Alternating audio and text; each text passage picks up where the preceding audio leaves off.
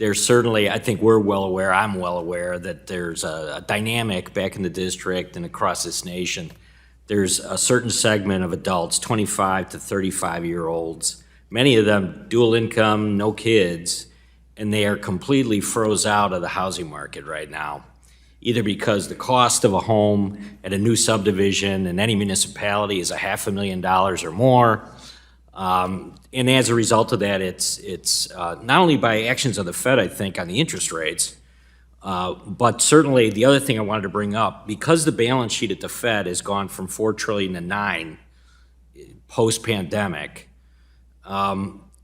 could the Fed, by no longer buying mortgage-backed securities in a smaller universe of the private sector buyers who demand a higher rate of return, right?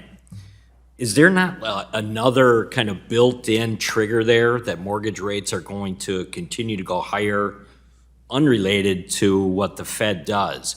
Because I think the concern is that between the dynamics of no new subdivisions, 25 to 35-year-olds unable to get a loan, and then interest rates continuing to climb, all of these factors are just, we're going to lose a generation of adults here that are never going to get home ownership. They're never going to benefit, which we all know is the big wealth builder for any family. So I'm just, if there's anything I take away from what we heard today in the questions asked, I hope that that is something that the Fed is in tune to and is looking at closely. The challenge with supply nationally, and that's zoning, it's people, it's materials. And so the housing stock is constrained to some extent by just harder to find zoning anymore because things are so built up in so many places, and those are not things that we can control. In terms of our ownership of mortgage-backed securities, what happens with them is they mature, or they're repaid or prepaid, and they run off on their own. That's a passive sort of way to shrink the balance sheet. And of course, they don't run off very quickly when rates are this high because people are not refinancing their mortgages because they have much lower mortgage rates. So, there's no evidence at this point that, that the market's having a hard time absorbing, the supply of mortgages because the supply of new mortgages is very low. It's probably right, it has to be right, that when we're no longer buying mortgages, and we're not buying mortgages now, and I hope we don't have to buy any more mortgage-backed, we don't buy individual, we buy mortgage-backed securities. I hope we're not doing that anytime soon. We only do that in really severe situations. That the fixed income markets are gigantic, and there's a lot of buyers out there, and where there's a yield, there'll be buyers. And I think I expect that'll be the case. It might, not that it wouldn't have some upward pressure on rates for us not to be a buyer anymore, but we weren't a buyer for a very long time. We thought we'd never go back in after the global financial crisis, and we kind of had to after the pandemic financial crisis just to keep the markets working, and now we've stopped again. Greetings, friends. This is surprising news. More relief is on the way for many Americans, and top analysts are now expecting that people will spend about $32 billion less on gas in the new year.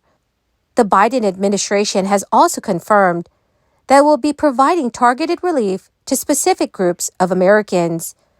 My dear friends, please make sure that you watch until the end of this video to hear about all of the details.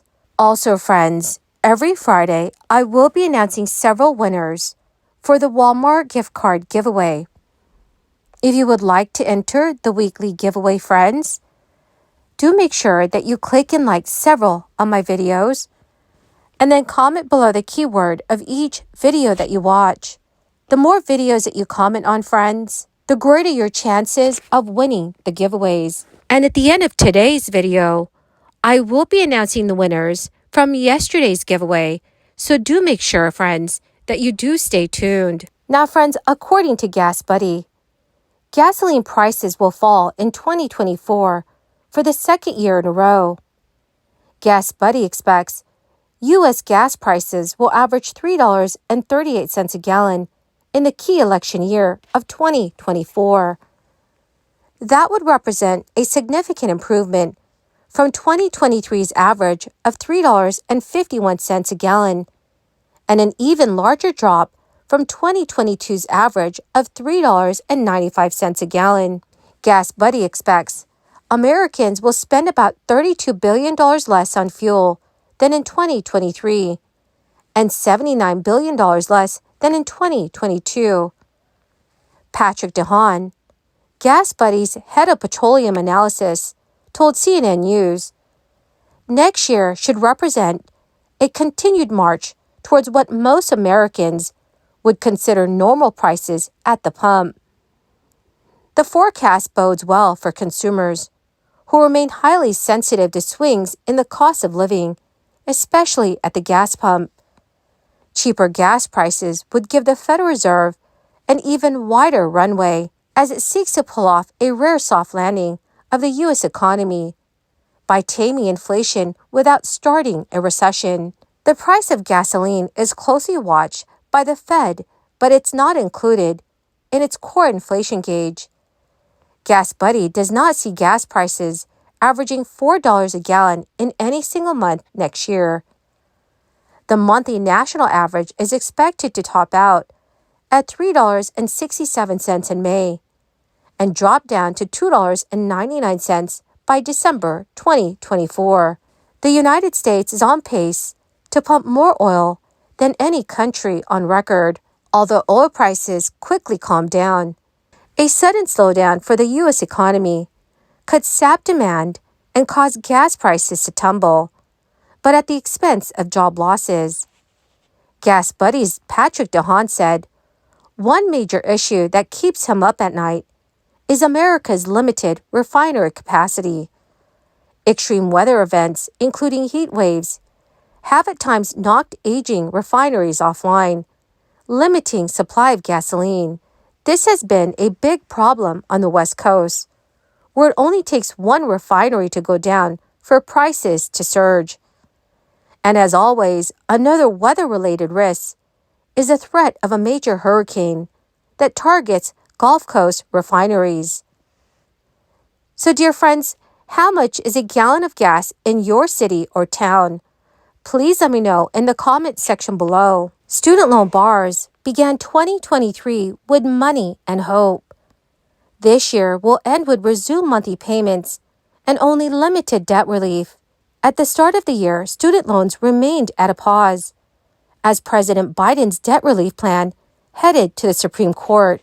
But the administration decided that once the Supreme Court ruled on the legality of his loan forgiveness plan, regardless of the outcome, student loan borrowers should have to restart their payments.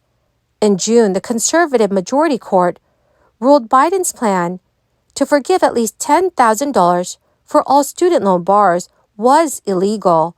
The White House moved forward from the loss by announcing a new income-driven repayment plan and intentions to work towards an alternative route for widespread debt relief at the end of 2022, making good on its campaign promise of giving at least $10,000 in loan forgiveness to all borrowers.